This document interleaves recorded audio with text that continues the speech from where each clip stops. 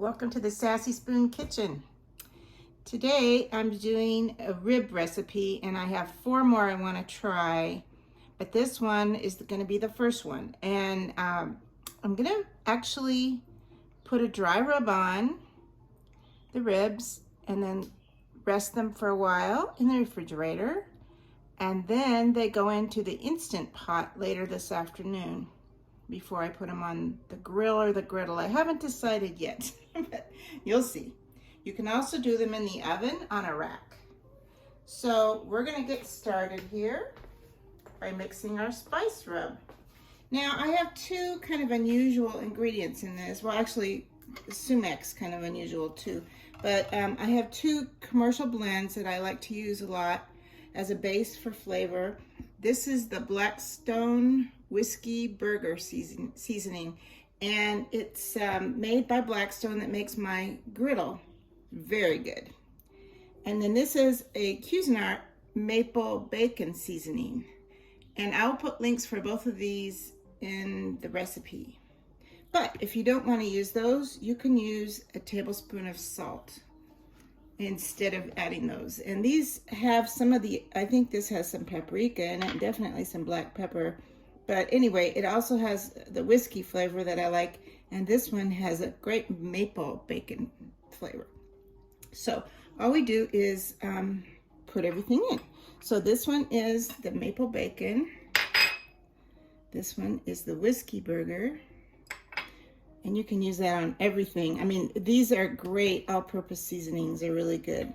Then I have a teaspoon of sumac, which, if you're not familiar with that, it's a Middle Eastern seasoning. Well, it grows here too, but people here don't use it that much unless you're doing some Middle Eastern food.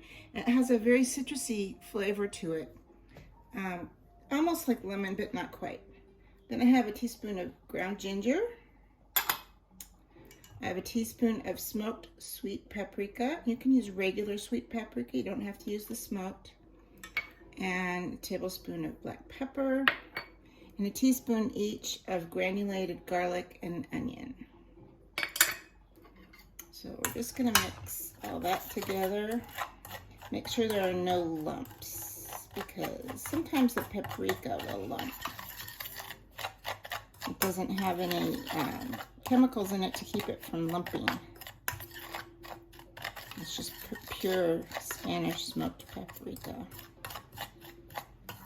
Okay, so now we have that mixed up.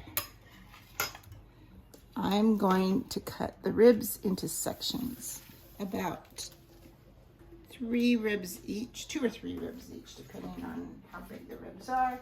And this is going to make them easier to fit into the Instant Pot, easier to flip on the griddle or the grill. So I've already removed the silver skin here, and you do that by placing a knife under the silver skin where the bone is, and you just push it down until you can get it pulled off. Now I'm holding the wrong hand with the glove. The whole purpose here is to prevent getting the juice of the meat on my hand. All right, I'm gonna switch it around here. These are nitrate gloves. It's best to use them when cooking because they prevent anything from penetrating. All right, so we have 1, 2, 3 ribs here. So I'm just gonna take these great German, or Swiss, I guess, scissors, Zeiss, and cut them. And there's 1, 2, 3. Just find the area between the bone and the chine bone. These are baby back ribs. The chine bone's already been removed, so it makes it even easier. And generally, Chinese ribs are served in singles, and this is kind of a Chinese recipe because it's going to have a sticky, spicy glaze on it. So these are kind of big. I'm just going to put 2 in this one. It won't affect the cooking time, large or small. 1, 2, 3, 4, 5. All right, I'm gonna do this one in 2 as well. And then I'm gonna go down here and cut this one. This has a little extra flap meat on it, which is fine. All right. So, move this down here. Let's see what kind of view you have there. Perfect. All right, we're just going to put a little on the bottom side because there's no meat to penetrate there except this one piece. And then we'll put most of the rest of the rub on the top sides where it's meaty. I'll just use the spoon.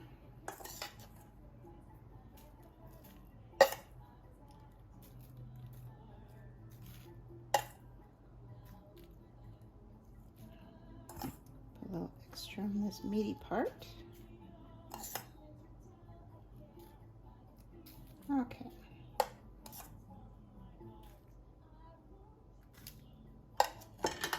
All right, what we're going to do is just kind of rub that all in and around on this side. The natural meat juices will help it stick.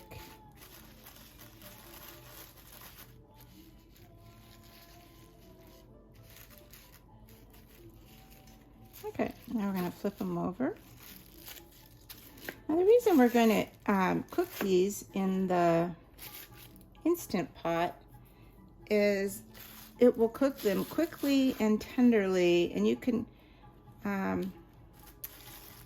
cook them to the point where they still have a lot of chew, which is the way I like them. Or if you like yours like really falling off the bone or just a little bit more tender than with a bite, and you can do that as well. I'll give you the different times for each.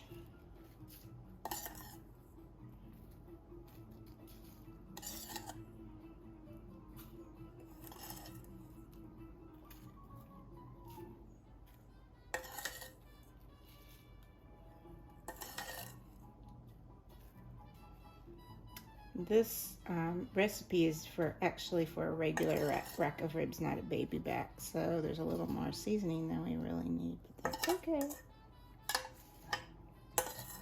We'll spread it out. Okay. So now I'm just going to rub this into these rib tops and then put them in a Ziploc bag in the refrigerator for probably 3 or 4 hours. But you don't have to make it that long if you don't want to. So I'll see you when I take them out. All right, we're ready to make the sauce.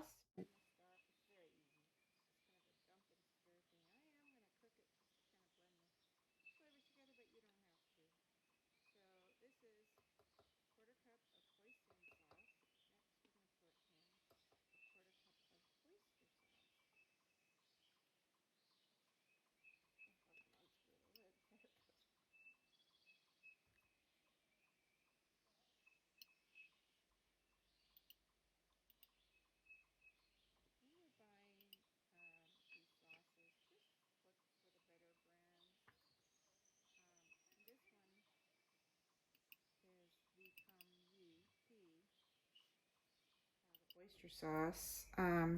Almost any kind of hoisin is good, but there are more nuances when you get to things like fish sauce and Chinese wine. So, all right, then we're going to add a 1/4 cup of honey, and I'm not going to put it in the measuring cup. I'm just going to kind of go for it. This is from a local farm, from Bee Master's Farm.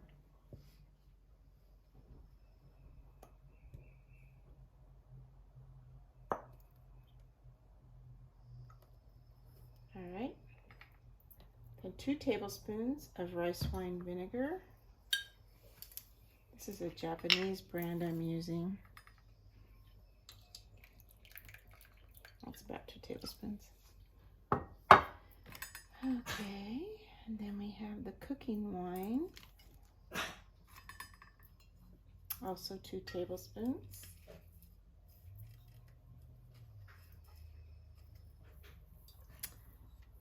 This lid is hard to get off. There it goes.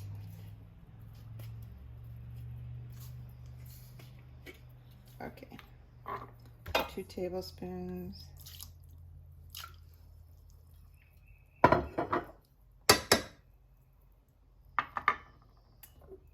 About a tablespoon of sweet soy sauce, or dark soy sauce, either one. It's very thick. It's a Malaysian recipe, but it's really good. And then this one is soy sauce, but it has calamansi. Oh, great. Has calamansi, which is a little lime in it. And we're going to put about a tablespoon of that.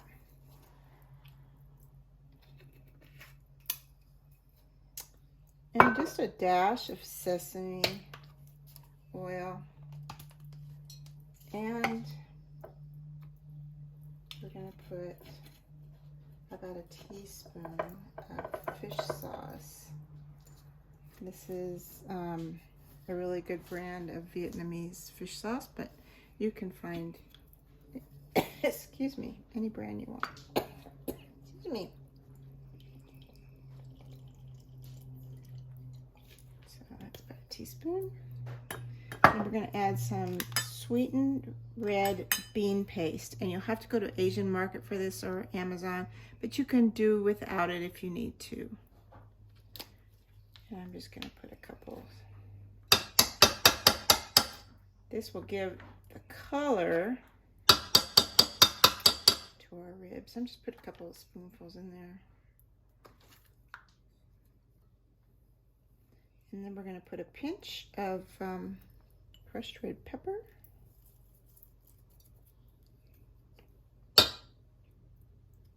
Everything's sticky.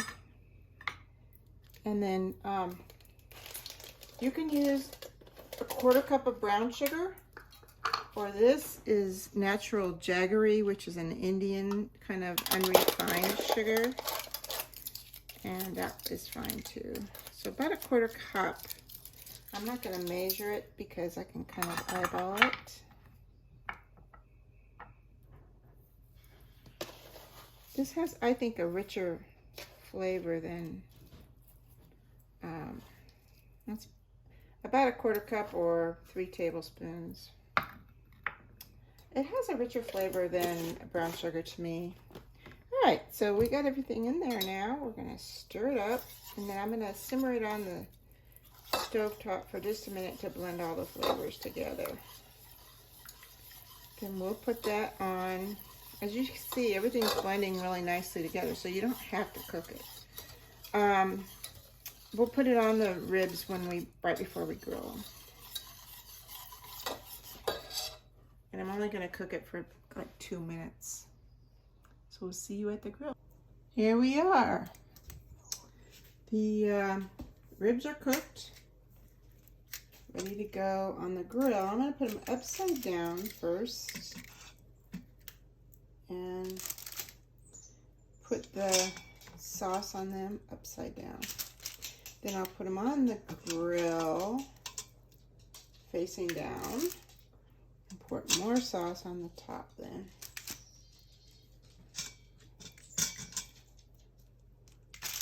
I think you can see here that they're not falling off the bone, but they are pretty tender. Tasty too. So, that's perfect. Exactly what I was looking for.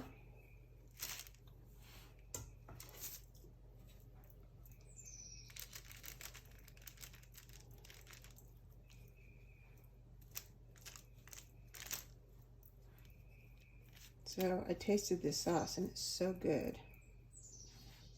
It's got so many flavors going on in it.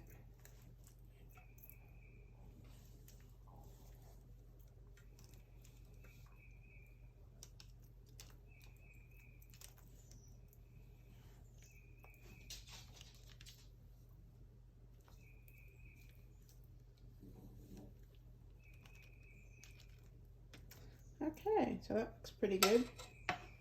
I'm going to take this outside to the grill, put these face down on the grill, and then put some more sauce on there and let them cook. There they are, ready for their second sauce bath. Looking good. Just about 1 minute left and I'm going to pull them off.